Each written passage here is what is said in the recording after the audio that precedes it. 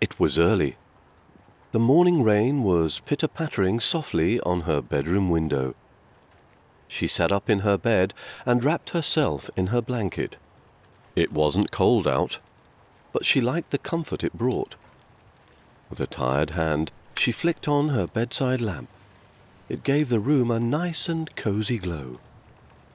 She loved getting up early. She'd much rather have a while to relax and get ready than sleep in. She looked up at her bookshelf.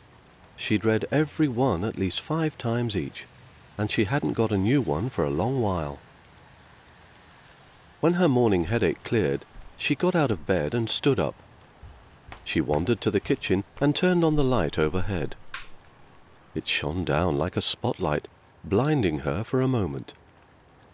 Still groggy, she grabbed her kettle and put it in the sink with the opening beneath the tap. She turned on the water until the kettle was all but filled, then set it on the table to boil. While it boiled, she found her favorite mug and put some cocoa powder in it. She closed her eyes and waited.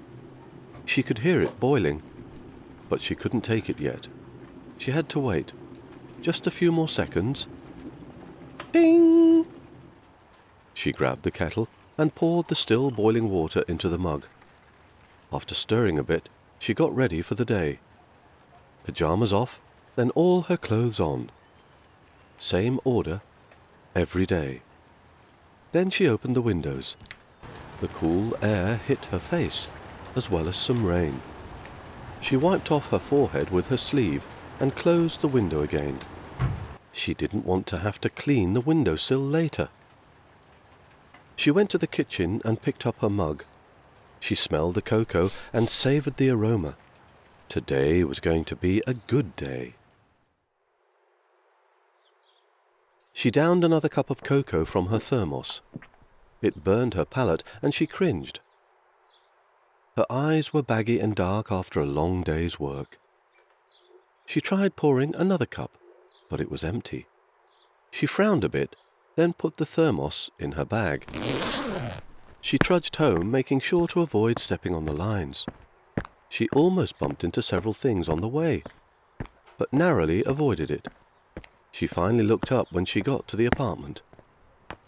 She snapped herself back from the daydream she'd gotten herself into, then reached to the keychain in her pocket. She pulled it out and picked out the right key. She had quite a lot of them. One for the apartment building, one for her flat, one for her bike, a tiny model spaceship, and an old rusty key she'd found in the woods when she was little and kept, just because. She raised the key and hesitated. When she went in, she'd find herself in her routine.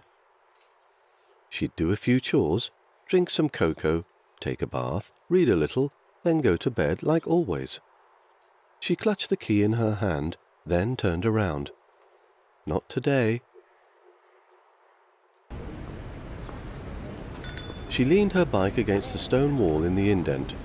People of all kinds sat on benches along the wall, enjoying the afternoon sun.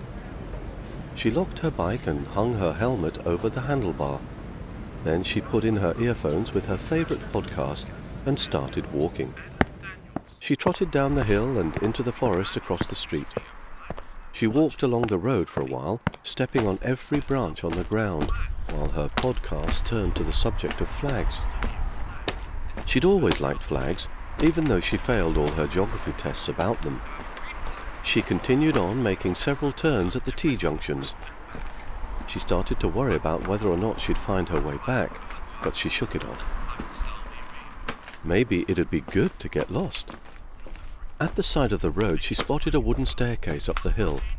She furrowed her brow, shrugged, then made her way up. At the top of the staircase, she found a rather subtle entrance to an animal park. It was a diamond grille door with a rather small sign on a post next to it. With another shrug, she decided to go inside. She walked along the road, which led her through an area remarkably unlike what she'd expect from an animal park. But after a few minutes of listening to the podcast hosts talking about watches, she reached a large open area, green as far as the eye could see. The sun lit up the park with a beautiful yellow tint, that she couldn't help but stop to admire. After walking mindlessly for a few minutes, absorbing the noises in her ears, she found herself at a pond. Around her, deer were walking about, grazing, and being petted by kids.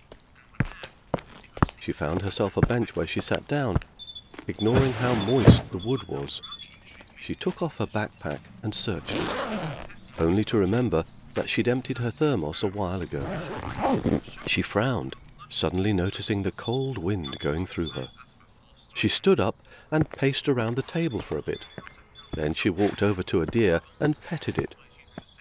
You don't need a whole lot, do you? The fence went on for a while. Several signs along the way informed her that it was a military area. She suddenly remembered wandering the woods as a kid and being mystified. What could they be doing in there? She'd come up with all sorts of stories and theories. She didn't have the same sense of wonder anymore, but the unknown still intrigued her. She imagined being the plucky reporter in a crime novel and sneaking in to see what was going on, all the mysteries she'd uncover. She sighed and moved on. Her legs were sore now. The early evening had crept up on the world.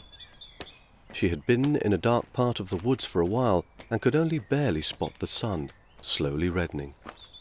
She made her way past a few bushes and stepped out into the open once more. She found herself next to a cozy red house and a peaceful river slowly flowing along. The house looked like it had seen quite a few years, and smoke was rising from the brick chimney. She wondered who lived inside. Maybe a big family that sat around the fireplace together every evening, or an old lumberjack enjoying the peace and quiet of the forest. She'd never know. Between the trees, the sky was coloured an enchanting red. She was on her way back. She wanted to be home before nightfall. Every noise around her was starting to sound vaguely sinister. In her ears, the hosts' voices still sounded. She'd lost track of the conversation a while ago, but it was nice and calming to listen to them ramble. Then she saw it. It was an old shed, hidden away among the trees. She stepped off the park and walked towards it. It was calling her somehow. When she was close, she studied it. It was old and brown and practically covered in cobwebs. With trembling hands, she tried opening it. Locked. Of course, why wouldn't it be? But wait, her eyes lit up from her pocket. She drew her keychain. As a kid, right in this forest. The old key.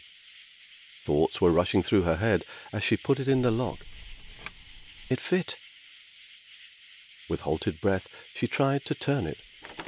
Again. Third time it didn't work. She pulled it out and stared into the middle distance. It didn't work. The secrets of the shed would remain just that. She'd never know. She'd never know. She turned and walked away.